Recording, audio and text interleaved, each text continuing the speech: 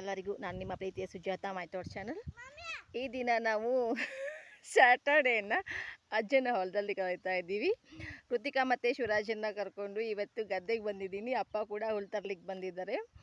ಒಂದು ಹಸು ಇದೆ, ಕಾರಣಕ್ಕಾಗಿ ಅವರು ಬರ್ತಾಯಿದ್ರು, ನಾವು ಕೂಡ ಬರ್ತೀವಿ ಅಂತ ಹೇಳಿದ್ವಿ. ಇಲ್ಲ, ಈಗ ಇನ್ನೂ ಸ್ವಲ್ಪ ಬಿಸಿಲು ಬೇರಲಿ ಆಮೇಲೆ ಬನ್ನಿ ಅಂತ ಹೇಳಿದರು. ಸೊ ಮಕ್ಕಳು ತುಂಬ ಹಠ ಮಾಡ್ತಾಯಿದ್ರು, ಕಾರಣ ನಾವಿವತ್ತು ಅಜ್ಜನ ಗದ್ದೆಗೆ ಬಂದಿದ್ದೀವಿ. ತುಂಬ ಖುಷಿ ಆಗ್ತಿದೆ, ತುಂಬ ದಿನಗಳ ಮೇಲೆ ಮತ್ತೆ ಗದ್ದೆಗೆ ಬಂದಿದ್ದೀನಿ. ಚಿಕ್ಕವರಿದ್ದಾಗೆಲ್ಲ ಅಪ್ಪನ ಜೊತೆ ಬರ್ತಾಯಿದ್ದೆ.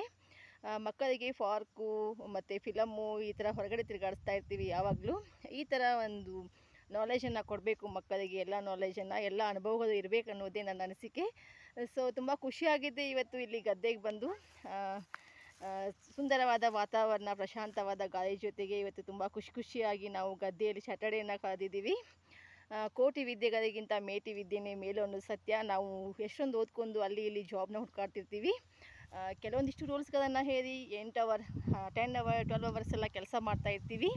ಆದರೆ ಇಲ್ಲಿ ಪ್ರಶಾಂತವಾದ ಗಾಳಿ ಜೊತೆಗೆ ಸುಂದರವಾದ ಗಿಡ ಮರಗಳ ಜೊತೆಗೆ ಭೂಮಿ ತಾಯಿನ ನಂಬಿ ಕೃಷಿ ಮಾಡುವ ಕೃಷಿಕರು ತುಂಬ ಅವರೇನಂದರೆ ಜಗತ್ತಿಗೆ ಅನ್ನ ಹಾಕುವಂತಹ ಅನ್ನದಾತರು. ನಮ್ಮ ತಂದೆ ಕೂಡ ಹಾಗೇ.